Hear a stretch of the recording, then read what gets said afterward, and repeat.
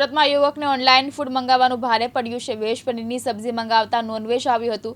બેહરોઝ સ્થળ રોયલમાંથી veg food મંગાવ્યું હતું, જેમાં રેસ્ટોરન્ટે પણ પોતાની ભૂલ સ્વીકારી છે તેમજ કલેક્ટરને પત્ર લખી યોગ્ય કાર્યવાહીની માંગ કરવામાં આવી છે તથા હિન્દુ સંગઠન દ્વારા રેસ્ટોરન્ટમાં જઈ વિરોધ કરવામાં આવ્યો છે। શહેરમાં વારંવાર ઓનલાઈન ફૂડમાં તકલીફો આવી રહી છે, જેમાં ક્યારેક ઓર્ડર ખોટો આવે છે તો કેટલીકવાર અધૂરો ઓર્ડર આવે છે, જેમાં હવે વેજ પનીરની સબ્જી મંગાવતા નોનવેજ મોકલવામાં આવે છે।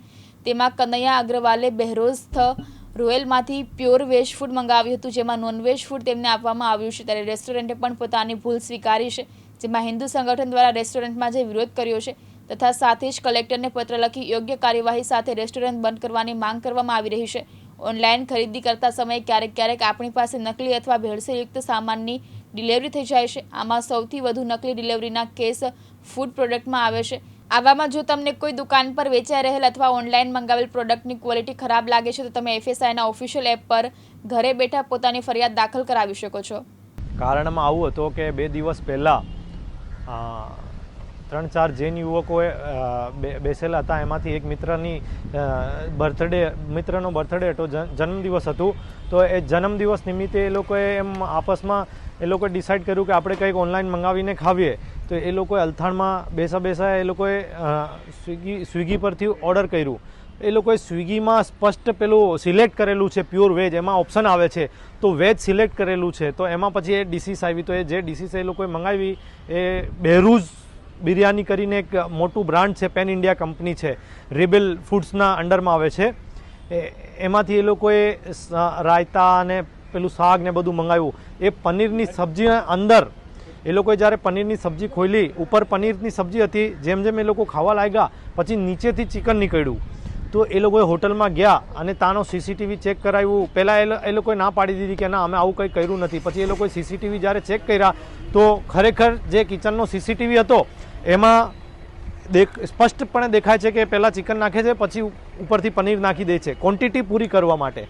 પછી આ લોકોનું જે જવાબ હતું હોટલવાળાને કે આવું હતું કે અમને ખબર નથી પડી અને કન્ટેનર અમારું મિક્સ થઈ ગયું ને આવું બધું જવાબ આપતા હતા। અને આ બેહરોઝ બિરયાનીની પહેલી ઘટના નથી, એના પહેલાં પણ મુંબઈમાં આવી ઘટના થઈ ચૂકી છે। જ્યારે એનો મુંબઈનો હેડ એટલે કોઈ મેનેજર મુંબઈથી અહીંયા આવેલો હતો, એની જોડે પણ આપણી વાતચીત થઈ હતી। તો એ એમ કહેતો હતો કે આ તો અમારા 3-4 વખત થઈ ગઈ છે, પણ આટલું આમાં કંઈ વિરોધ કરવાની તમારે જરૂર નથી। અમે મુંબઈમાં બી આવું થયું હતું કે એક MLAના ઘરમાં અમે પહોંચતું કરી દીધું હતું, ત્યારે અમારું સેટલમેન્ટ થઈ ગયું હતું કે અમે 100 ગરીબોને જમાડી દીધા હતા, એટલે અમારું સેટલમેન્ટ થઈ ગયું હતું। તમે કહો તો અમે બી 100 ગરીબોને જમાડીને સેટલમેન્ટ કરી શકીએ છીએ। આવા બધા જવાબ એ લોકોએ આપ્યા ને ત્યારે અમને ગુસ્સો આવ્યો ને અમે ત્યારે કાલે ત્યાં ગયા। અને અમારે લાઈવ કરવાનું કારણ એ હતું કે કાલ ઉઠીને એ છોકરાઓ જે છે એ સામે આવવા નથી માંગતા, કેમ કે જૈન છે, પણ એ લોકો જ્યારે FIR કરશે તો આ લોકો ફરી જશે। એટલા માટે અમારે કાલે જઈને એ લોકો પાસે એપોલોજી લેવી હતી અને વિડીયો બનાવવો હતો। અમે ત્યાં જઈને કંઈ મારધામ કંઈ નથી, પણ એણે કર્યું એનો વિડીયો બનાવ્યું, એ પોતે સ્પષ્ટપણે કબૂલે છે કે અમારાથી ભૂલ થઈ છે અને અમે ભૂલ સ્વીકારીએ છીએ। અને હું આપના ચેનલના માધ્યમથી આપણા દેશની જનતાને એટલું જ કહેવા માંગીશ કે જો તમે પ્યોર વેજ છો તો પ્લીઝ કોઈ બી વેજ અને નોનવેજ હોટલમાંથી નહીં મંગાવતા। આ લોકોનું કોઈ ભરોસું નથી। જે પ્યોર વેજ રેસ્ટોરન્ટ હોય એનામાંથી જ તમે ખાવાનું મંગાવો, અને વિધર્મીની રેસ્ટોરન્ટ હોય એ પ્યોર વેજ હોય તો બી આપણે વિશ્વાસ ન કરતા, કેમ કે આ લોકોએ જાણી કરીને આપણું ધર્મ ભ્રષ્ટ કરવા માટે આવા બધા કૃત્યો કરે છે। કેમ કે બેહરોઝ બિરયાનીની આ પહેલી ઘટના નથી, ચોથી વખત આ બેહરોઝ બિરયાનીમાં થયો છે। તો અમે લોકો આ બેહરોઝ બિરયાનીનો વિરોધ કરીએ છીએ અને આપના ચેનલના માધ્યમથી જનતાને અપીલ કરીએ છીએ કે પ્લીઝ તમે લોકો આ બેહરોઝ બિરયાનીને બાયકોટ કરો, હેશટેગ કરો, બાયકોટ કરો અને આને ઇન્ડિયામાંથી નાબૂદ કરી નાખો। મુકેશ ગુરાવ, દિવ્યાંગ ન્યૂઝ, સુરત।